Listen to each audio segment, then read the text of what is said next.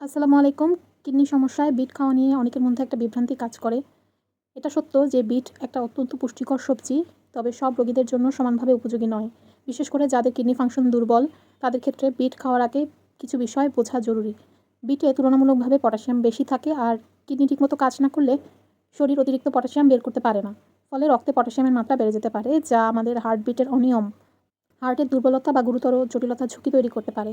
তার থেকে বড় কথা, বিটে অক্সালেটের পরিমাণ অনেক বেশি থাকে, যা নির্দিষ্ট রোগীদের ক্ষেত্রে কিডনি স্টোন হবার প্রবণতাটা বাড়াতে পারে, বিশেষ করে যাদের পূর্বে কিডনি স্টোনের ইতিহাস আছে।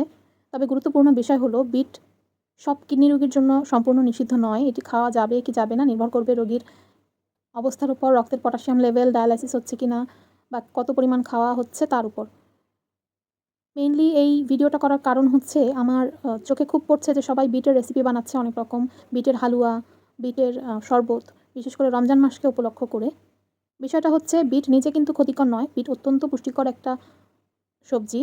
এতে প্রচুর পরিমাণ বায়োঅ্যাক্টিভ কম্পাউন্ড আছে, পলিফেনলস আছে, রেসভেরাট্রল আছে, অ্যান্থোসায়ানিন আছে। সবার জন্য এটা নয়, এটা মাথায় রেখে খাওয়া উচিত। আর আমরা সোশ্যাল মিডিয়ায় যাই দেখি, সেটাই আমরা বানাতে চেষ্টা করি বা করি, এটা আসলে করা ঠিক না। নিজের কন্ডিশন বুঝে যেকোনো খাবার খাওয়া উচিত। ধন্যবাদ।